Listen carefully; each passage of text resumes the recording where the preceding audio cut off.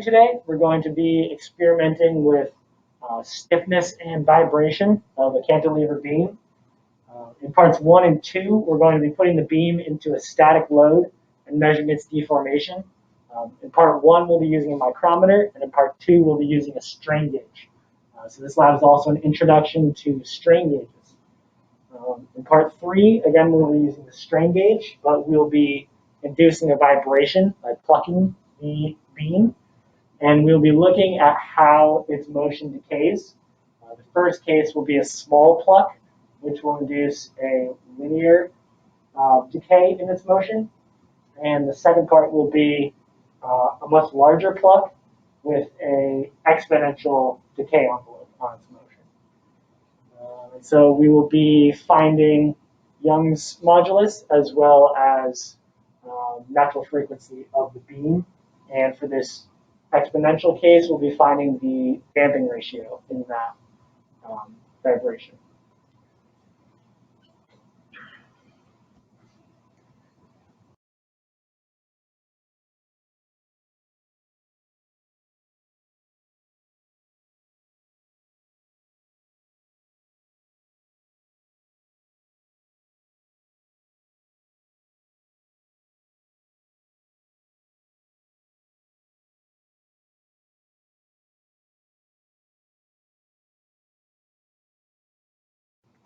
All right, so in part 1 of this lab, like I said, we'll be using this micrometer to measure static deflection of the beam. And so we'll be taking 5 different loadings between 0.3 and 2 kilograms. And for each load, we will apply 5 times and measure the deformation. So this paperclip is our chain that we attach our weights, and we take 5 measurements each.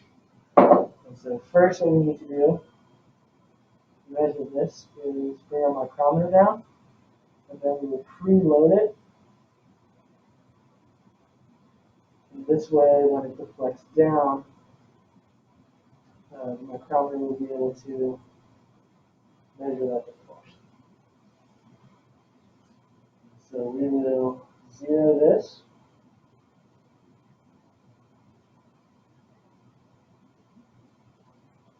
And then apply our load. One rotation.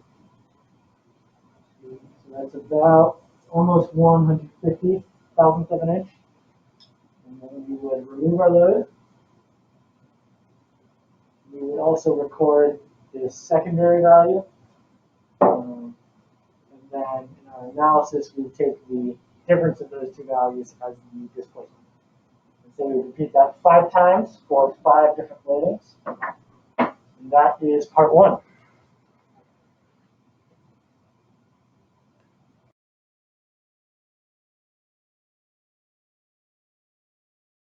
right, so now for part 2, we're going to do the same procedure as part 1, but we will measure microstrain with this strain gauge and strain amplifier. And we're going to set this up in the quarter bridge configuration. Now these 2 wires are coming from our strain gauge.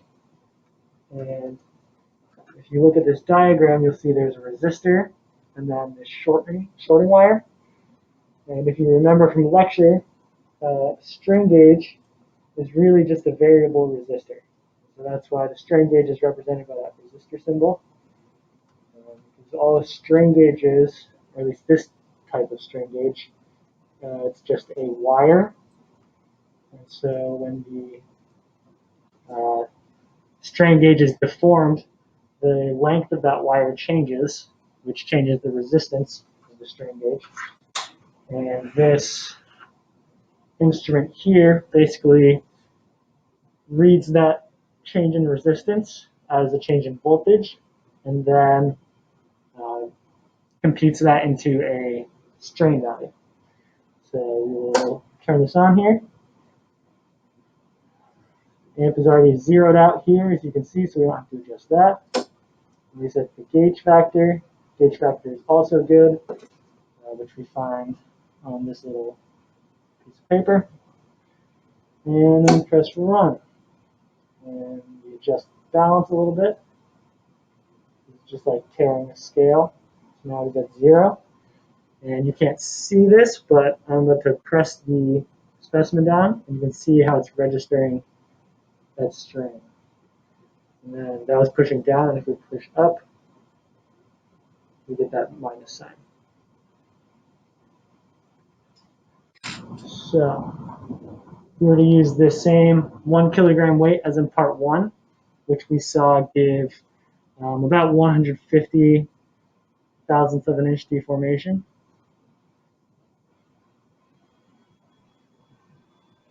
You'll see that registers about 385 microstrain.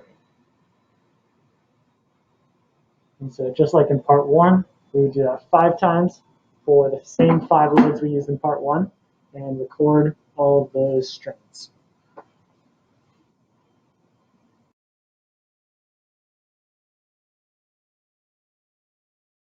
All right. As I just mentioned in part 2, the strain gauge setup, it's really just a simple sensor. And so the strain gauge amplifier is reading a voltage and then computing microstrain from that voltage. Now, what we see here, we have hooked up our amplifier to the computer. So this is a virtual oscilloscope that shows us the voltage. So this is just the raw voltage through that sensor. And so here, if we put that 1 kilogram load on again,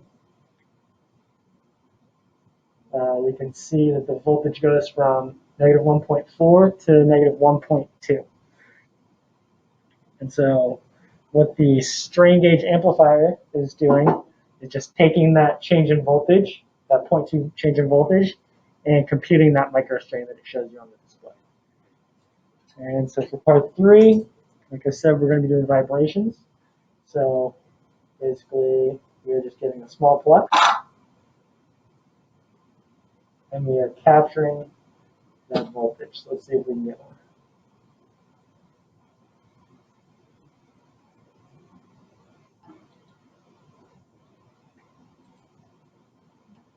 Right.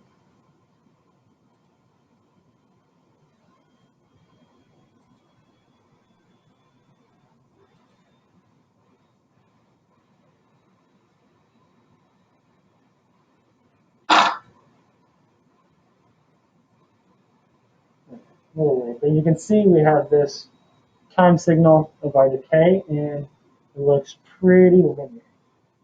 And if we do this again with a much larger pluck, see if we can get a good logarithmic one. That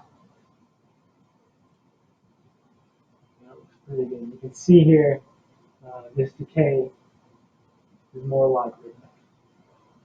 And so you can use the log decrement method and find the damping coefficient for this.